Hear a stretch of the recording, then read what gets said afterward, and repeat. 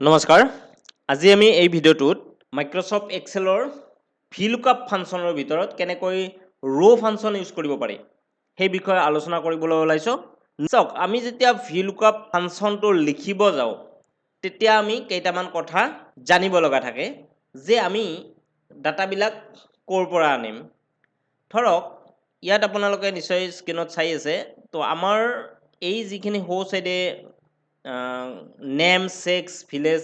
District এইবোৰ লেখা আছে, আমি সেইবোৰ আনিব লাগে এই কাষ্টমাৰ আইডি জনৰ, এইজন কাষ্টমাৰৰ আনিব লাগে 1010। তো 1010টো এইফালে ক'ত আছে সেইটো বিচাৰি উলিয়াব আৰু বিচাৰি উলিয়াব যে আমাক যে নেমটো ইয়াত লাগে, এই নেমটো ইয়াৰে কিমান নাম্বাৰ কলমত আছে সেইটো আমি ক'ব লাগে। নিশ্চয় আপোনালোকে বুজি পাইছে। ইয়াত যে সেক্সটো লাগিব, এই সেক্সটো আহিব মেল নে ফিমেল, সেইটো ইয়াত কিমান নাম্বাৰ কলমত আছে সেইটো আমি ক'ব জানিব লাগিব। তো গতিকে আপোনালোকে এই কলম নেম দিওঁতে কলম ইনডেক্স নাম্বাৰ বুলি তাত লিখা আহিব। কলম ইনডেক্স নাম্বাৰটো দিওঁতে সদায় কি গম পাইছে যে এইটো যদি 2 নম্বৰ কলম হয়, এইটো 3 নম্বৰ কলম হ'ব, এইটো 4 নম্বৰ কলম হ'ব, এইটো 5 নম্বৰ কলম হ'ব, এইটো 6 নম্বৰ কলম হ'ব, মানে কণ্টিনিউ এক এককৈ বাঢ়ি গৈ থাকিব। তো এইটো এটা অলপ জটিল কাম, যিটো আমি লিখি দিব লাগে যে আমাৰ 2 নম্বৰ কলমত থকা নেমটো লাগে, বা 3 নম্বৰ কলমত থকা সেই ডাটাখিনি লাগে, বা 4 নম্বৰ কলমত থকা সেই ডাটাখিনি লাগে বুলি আমি প্ৰতিবাৰে 2, 3, 4 এইকেইটা যাতে লিখি ৰাখিব নালাগে, তাৰ কাৰণে কি কৰিব পাৰি আজি আমি এই ভিডিঅ'টোত দেখুৱাম। এই কামখিনি আমি লিখিব লগা 2টো, আমি লিখিব লগা 3টো, আমি লিখিব লগা 4টো আমি নিলিখো, আমি ৰ' ফাংচনক লিখিব দিম। গতিকে এই ভিডিঅ'টো যদি সম্পূৰ্ণ শেষলৈকে চাই থাকে নিশ্চয় কিবা এটা বেলেগ শিকিব। গতিকে আশা কৰিলোঁ ভিডিঅ'টো সম্পূৰ্ণ শেষলৈকে চাই থাকিব। যিখিনি আমি ডাটাবিলাক আনিব লগা সেই ঠাইখিনি আমি প্ৰথম চিলেক্ট কৰি ল'ব লাগিব। তাৰপিছত মই ইয়াতে সমান চিন দিছোঁ, VLOOKUP লিখাৰ কাৰণে V আৰু L লিখিছোঁ, তাৰপিছত টেপ প্ৰেছ কৰি দিব পাৰোঁ। যেতিয়া আমি VLOOKUP ফাংচনটো এনেকৈ ইউজ কৰিব গৈ আছোঁ বা গৈ থাকিম, তেতিয়া আমাৰ তলত চিনটেক্স দেখুৱাই থাকে, মানে ফৰ্মুলাটোৰ গঠন প্ৰণালী। ইয়াত প্ৰথমতে কৈছে লুকআপ ভেলু, কাৰ ভেলু আমি উলিয়াব গৈ আছোঁ, নিশ্চয় কাষ্টমাৰ আইডি 1010। গতিকে সেই যে কাষ্টমাৰ আইডি আছে সেই চেলটোত ক্লিক কৰিব লাগিব বা সেই চেল নেমটো লিখিব লাগিব। আমি সেই চেলটোত ক্লিক কৰি দিছোঁ আৰু F4 প্ৰেছ কৰি দিছোঁ। F4 প্ৰেছ কৰিলে কেৱল সেই চেলটোৰ কথাই বুজাব, তাৰ বাহিৰে বেলেগ চেলৰ কথা নুবুজাই, চেলটো আমি লক কৰি দিলোঁ। তাৰপিছত কমা দি আমি কি কৰিব পাৰোঁ, টেবুল এৰে দিব পাৰোঁ। মানে এইখন টেবুল যে আছে আমাৰ লেফ্ট চাইডে যে আমাৰ টেবুলখন আছে, এই টেবুলখন যে আছে, এই টেবুলখন আমি এতিয়া কি কৰিব লাগিব, চিলেক্ট কৰিব লাগিব। আপুনি যি কলম hiding A, B, C, D এনেকৈ আপুনি চিলেক্ট কৰি দিব পাৰে। তাৰপিছত আমি কমা দিব লাগিব। কমা দিয়াৰ পিছত কলম ইনডেক্স নাম্বাৰ দিব দিছে। এই কলম ইনডেক্স নাম্বাৰ দিওঁতে আমি এনেকৈ দিব লাগে, সাধাৰণতে 2 লিখিব লাগে। ধৰক যে 2 নম্বৰ কলমত থকা আমাৰ ডাটাটো লাগে, কাৰণ আমি নেমটো উলিয়াব গৈ আছোঁ। এই 2টো আমি নেলেখাকৈ কেনেকৈ অট'মেটিকেলি লিখা যোৱা কৰিব পাৰি, আজি আমাৰ এই ভিডিঅ'টোৰ সেইখিনি আলোচনাৰ বিষয়। গতিকে এই মই ফৰ্মুলাটো কাটি দিছোঁ, আপোনালোকক বেলেগ এখন চিটত মই দেখুৱাম। এইখিনিতে ৰ' ফাংচনৰ ব্যৱহাৰটো অকণমান দেখুৱাই ল'ব বিচাৰিছোঁ, চাই থাকিব নিশ্চয় ভাল পাব। চাওক সমান চিন দিছোঁ, ROW লিখিছোঁ, ব্ৰেকেট আৰম্ভ কৰি ব্ৰেকেট শেষ কৰি এণ্টাৰ প্ৰেছ কৰিছোঁ। ইয়াত 2 কিয় ওলাইছে, যে আমি 2 নম্বৰ ৰোত লিখিছোঁ, সেইকাৰণে এইটো 2 ওলাইছে। নিশ্চয় এইখিনি কথা আপোনালোকে বুজি পাইছে। ধৰি লওক আমি এইটো চেলত লিখিম, ইজুকেল ROW ব্ৰেকেট আৰম্ভ ব্ৰেকেট শেষ এণ্টাৰ প্ৰেছ কৰিম। এইবাৰ কিয় 5 লেখা আহিছে, যে আমি 5 নম্বৰ ৰোত লিখিছোঁ। নিশ্চয় এইখিনি গম পাইছে। যদি এই যিটো আমাৰ ফৰ্মুলা, এই ফৰ্মুলাটো অকণমান সাল সলনি কৰি দিওঁ কি হ'ব চাব, ইজুকেল ROW ব্ৰেকেট আৰম্ভ ব্ৰেকেট শেষ +2 যদি লিখি দিওঁ, এতিয়া কি হ'ব, এণ্টাৰ প্ৰেছ কৰক, 4 আহিছে। এই 2 নম্বৰ চেলটোতে আমি এইবাৰ কিন্তু কি কৰিব পাৰিছোঁ, 4 ৰিজাল্ট আনিব পাৰিছোঁ। এনেকৈ আপুনি যিকোনো ৰ' এটাত যিকোনো ভেলু আপুনি আনিব পাৰে। যদি আমি ইয়াত লিখোঁ আৰু আমাক এইটোতে 2 উলিয়াব লাগে, তেতিয়া আমি কি কৰিম, ROW ব্ৰেকেট আৰম্ভ ব্ৰেকেট শেষ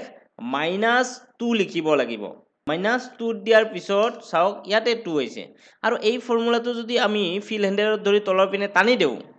এইটো কন্টিনিউ নাম্বাৰিং চেঞ্জ হোৱা দেখুৱাব প্ৰতিটা এনেকৈ আপুনি টানি দিব পাৰে ফিল হেণ্ডেলত ধৰি প্ৰতিটা চেঞ্জ হৈছে চাওক নিশ্চয় আপোনালোকে এতিয়া বুজি পাইছে যে আমি ৰ ফাংচন ইউজ কৰি এনেকুৱা কন্টিনিউ নাম্বাৰ আমি উলিয়াব পাৰোঁ বা আনিব পাৰোঁ তো এতিয়া VLOOKUPৰ ভিতৰত আমি এই ৰ ফাংচনৰ ইউজটো দেখুৱাবলৈ গৈ আছোঁ নিশ্চয় ভাল পাব অকমান মন দি চাই থাকিব ইয়াত আমি হেনেকুৱা কৰিব লাগিব যদি আমাৰ 2 নম্বৰ ৰ'তে আমি লিখি আছোঁ আৰু 2 নম্বৰ কলমৰ ডাটাবিলাকে লাগে তেতিয়া আমি মাইনাছ বা প্লাছ দিব কোনো প্ৰয়োজন নাই চাব ইজুকেল VLOOKUP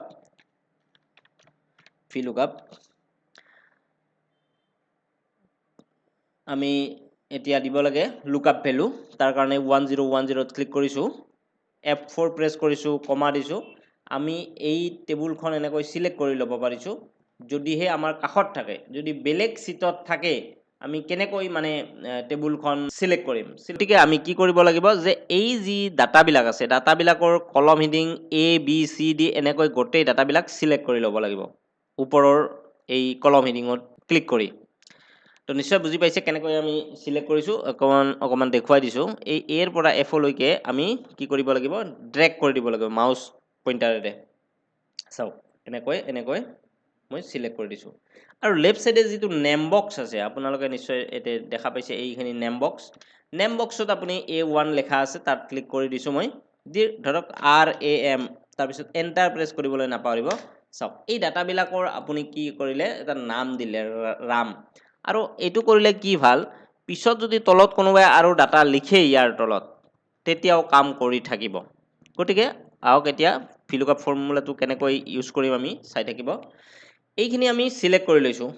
সো সাইডৰ যিখিনিত আমি মানে ডাটাখিনি আনিব লাগে তাত সিলেক্ট কৰি ইজুকেল দিছোঁ VLOOKUP VL লিখি টেপ প্ৰেছ কৰিছোঁ তাৰ পিছত ওপৰৰ কাস্টমাৰ আইডি যে আছে তাত আমি ক্লিক কৰিব লাগিব F4 প্ৰেছ কৰিছোঁ কমা দিছোঁ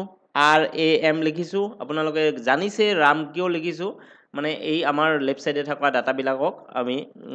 ৰামেৰে বুজাইছোঁ বা কম্পিউটাৰেও সেই ৰাম লিখাৰ লগে লগে সেই ডাটাবিলাক বুজি পাইছে কমা দিছোঁ এটা কলম ইনডেক্স নাম্বাৰ দিব লাগে আমি ROW লিখি ব্ৰেকেট আৰম্ভ কৰি ব্ৰেকেট শেষ কৰি দিছোঁ কমা দিছোঁ